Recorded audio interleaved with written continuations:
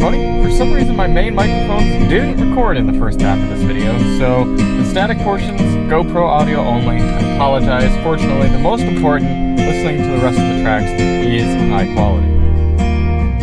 Hey everybody, it's Charlie from DM Sound. And today we've got the sound system demo on the 2023 Jeep Compass and its 9-speaker Alpine audio system.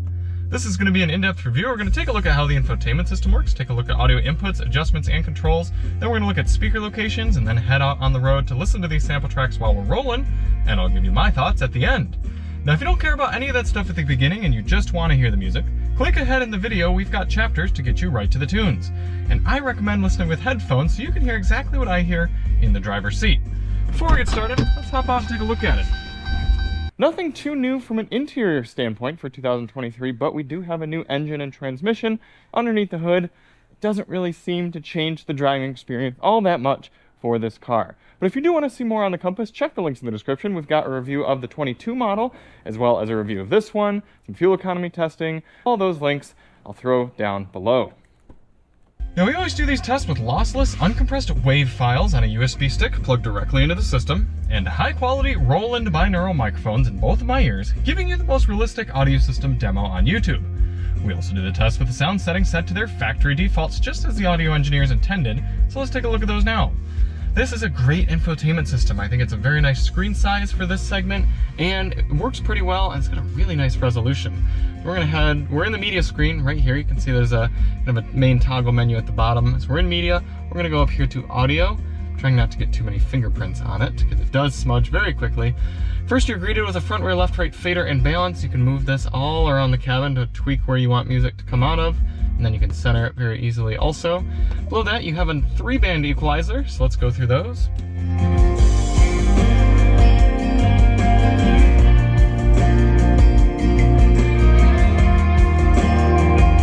That's not making any difference. Do you guys hear any difference in that? Maybe a little bit.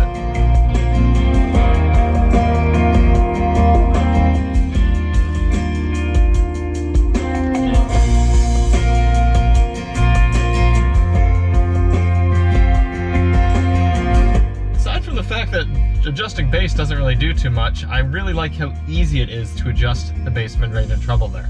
Speed adjusted volume, so as you get going faster, the music gets louder to compensate for wind, road, and engine noise. And then a surround sound option, on and off. Let's go through those.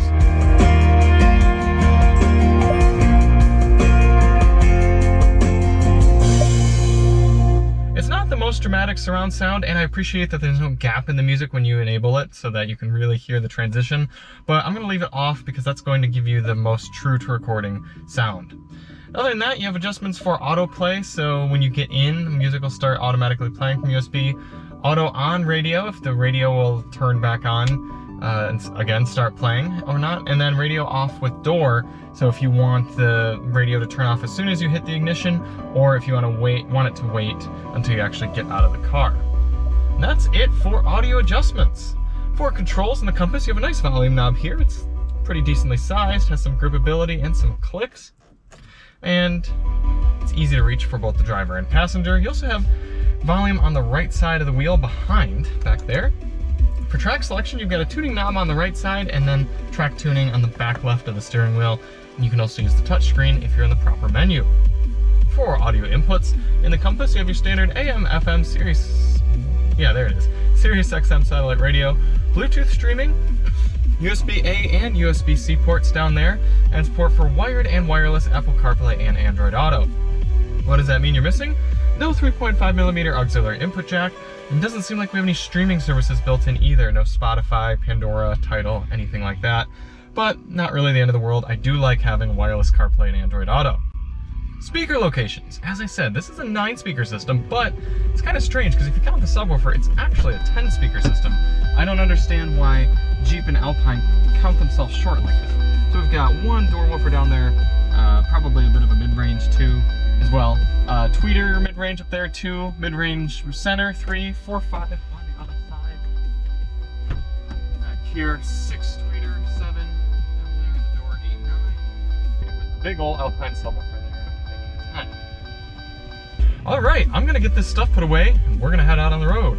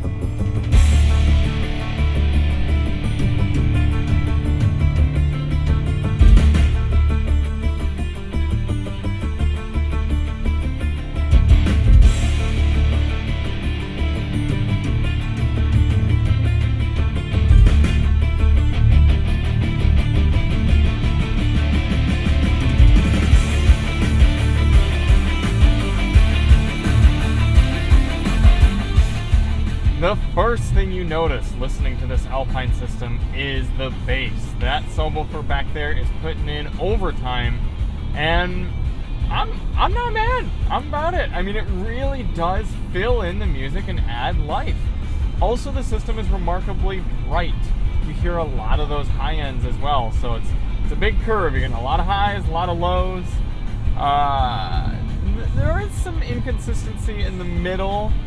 I listened to a lot of tracks during the members-only tracks before this, the members-only sound test, and there are some elements of your more complex songs that you're missing out on, but really not too bad. For this next track, we will turn the bass all the way up once I get a safe chance to do so. See what it sounds like.